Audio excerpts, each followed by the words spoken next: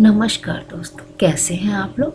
आशा है आप लोगों की 2022 बहुत अच्छी रहे। दोस्तों, आप सबके घर में खुशियां आए और इस आशा के साथ आप लोगों को नए साल की बहुत बहुत शुभकामनाएं। दोस्तों, आज की कहानी है रिमोट कंट्रोल। क्या करूं वसुधा, किसी सहेली से फ़ोन पर बात करूं। अनमनी सी वसुधा ने मोबाइल में अपनी कॉन्टैक्ट लिस्ट खोल ली। दो ही सहेलियां थीं जिनके आगे वह अपना दिल खोल कर रख देती थी। कनका का नंबर डायल करते करते वह रुक गई। फिर से वही सब बातें, कितना समझाती है वह, लेकिन वह सब समझ कर भी समझना नहीं चाहती। मन को छलावे में रखकर जीना उसे सुकून देता है, लेकिन अक्सर ऐसे हालात बन ही जाते हैं जब वह छटपटा उठती है। मोबाइल की गैलरी खोलकर तस्वीरें देखते हुए एक तस्वीर पर उसकी नज़र अटक गई। मुस्कुराता हुआ वह उसके साथ ही बैठा था। यह सेल्फी उसी ने ली थी। वसुधा एकटक उसकी आंखों को देखने लगी। कभी इन्हीं आंखों ने बांध लिया था उसके मन को। अचानक ही एक कार्यक्रम में उससे मुलाकात हुई थी। नाम से तो पहले से ही परिचित थी, लेकिन वह कभी आमना सामना नहीं हुआ था। एक जैसे शौक ने उन्हें बातें करने की वजह दे दी। देर तक बात करते रहने के बाद चलते हुए उन्होंने अपने अपने मोबाइल नंबर का आदान प्रदान किया। उसी रात इंटरनेट मीडिया पर उसकी फ्रेंड रिक्वेस्ट वसुधा के पास आ गई। Naman Sharma, send you friend request. Profile pic देखते ही वसुधा ने मित्रता अनुरोध स्वीकार कर लिया। जब भी समय मिलता तो दोनों देर तक कभी फ़ोन पर कभी इंटरनेट मीडिया पर बातें करते रहते थे। एक दिन बातों ही बातों में वसुधा ने नमन को अपने उस सपने के बारे में बता दिया जिसे वह अक्सर देखती थी। एक मंदिर है भगवान शिव का, जिसके पीछे एक तालाब है। बस वहीं से किसी से बचने के लिए मैं भाग रही हूँ। और फिर एक किले की दीवार से नीचे उतरते हुए सीढ़ियों से मेरा पैर फिसलता है और मैं एक कुएं में गिर जाती हूँ। तुम कब से यह सपना देख रही हो? नमन ने गंभीर होकर पूछ लिया। बचपन से। मोबाइल में दूसरी तरफ से आती तेज सांसों की आवाज़ वसुधा को साफ सुनाई दे रही थी। वह कुआं नहीं था और न ही वह किले की दीवार थी। वह एक बावड़ी थी जिसमें नीचे उतरते हुए तुम गिरी थी। नमन की आवाज़ भर्रा गई थी। तुम्हें कैसे पता? कि उसके इस तरह बोलने पर वसुधा हैरान हो गई, क्योंकि मैं भी बचपन से यही सपना देखता आ रहा हूँ, जिसमें एक 17-18 साल की लड़की एक बकरी के बच्चे को पकड़ने के लिए के चक्कर में बावड़ी में गिर जाती है। वह लड़की और कोई नहीं, मेरी पत्नी थी। गीले कपड़ों में बावड़ी से बाहर निकाली गई उसकी लाश देखकर मैं बहुत रो रहा था, और बाद में उसने अपने बच्चे को के साथ उस गांव को छोड़कर कहीं और चला जाता हूँ। नमन की आवाज़ में दर्द को महसूस कर वसुधा सन्न रह गई।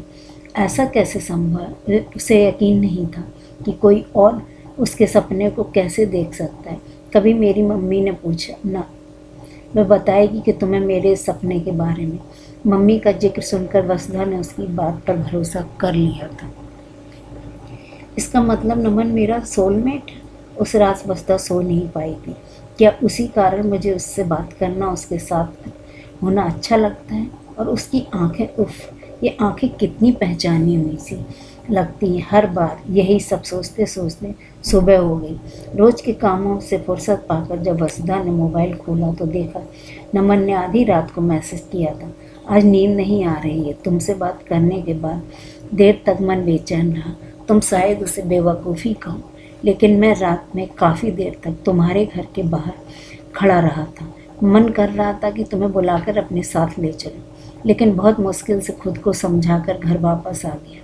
ऐसा लग रहा था जैसे मेरी कोई कीमती चीज़ किसी और के पास छूट गई हो।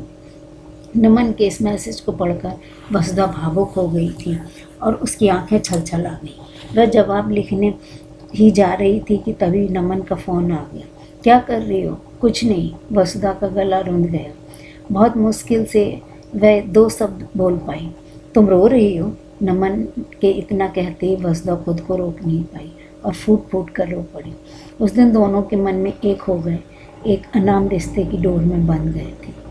वसुधा नमन को खुश रखने के लिए सब कुछ करती, जो भी नमन कहता, और नमन भी तो उस पर जान छिड़कता था।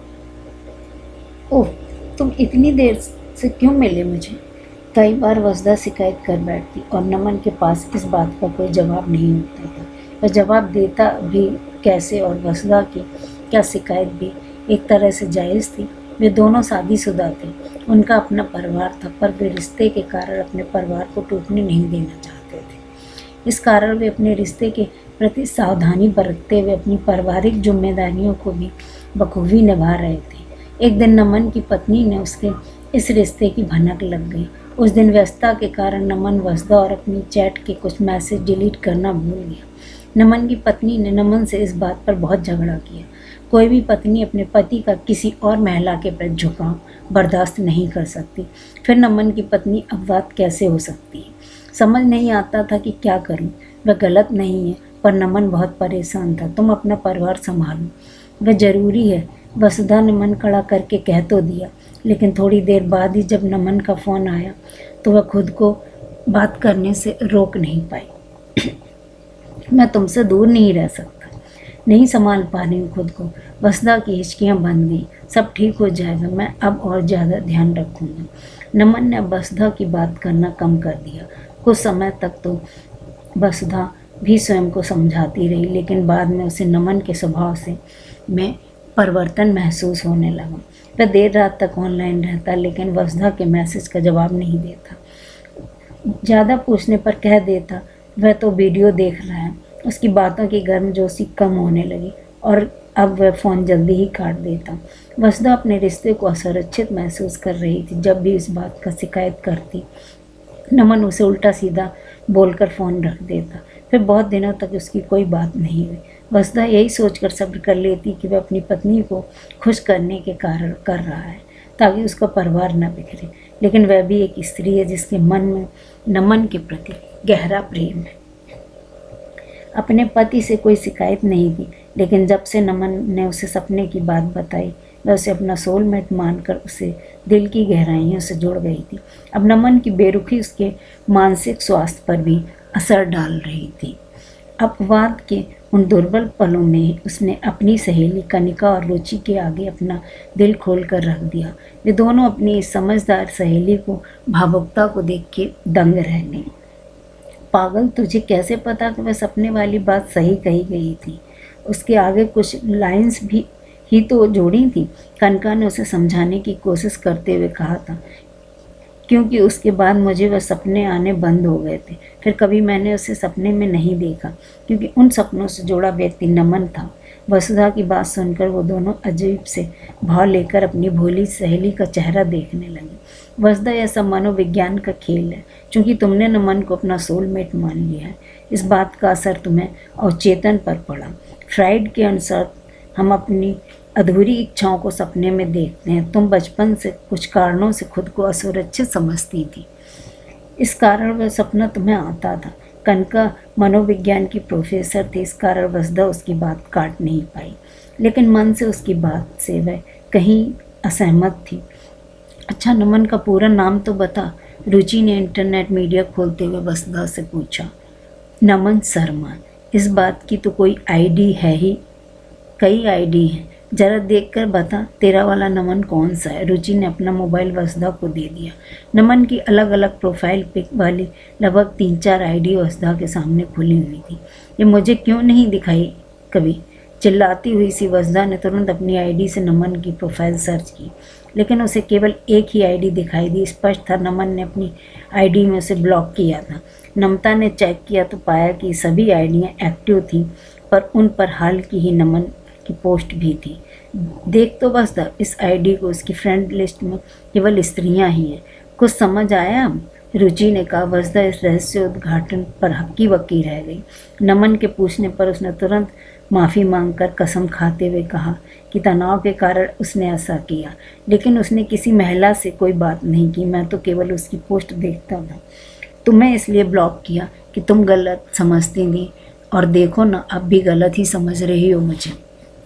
वसुधा ने नमन को फुसलाते हुए कहा। कुछ दिन की नाराज़गी के बाद वसुधा उसकी बातों में फिर से आ गई और सामान हो गई। कनका और रुचिका सच्चे दोस्त का फर्ज निभाते हुए उसे हर बार समझाने की कोशिश करते कि उसके परिवार और खुद से भी न्याय करने के लिए कहती, लेकिन वसुधा इस मोह जाल से खुद को निकाल नहीं पा रही थी।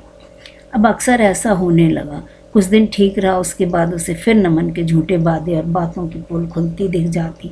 नमन भी मुंह फट हो गया था कि वह समझ गया था कि वसुधा अब उसके बिना नहीं रह सकती, लेकिन जब भी उसे किसी बात की शिकायत करती वह छोड़ देने की धमकी देता और ये धमकी काम भी कर जाती।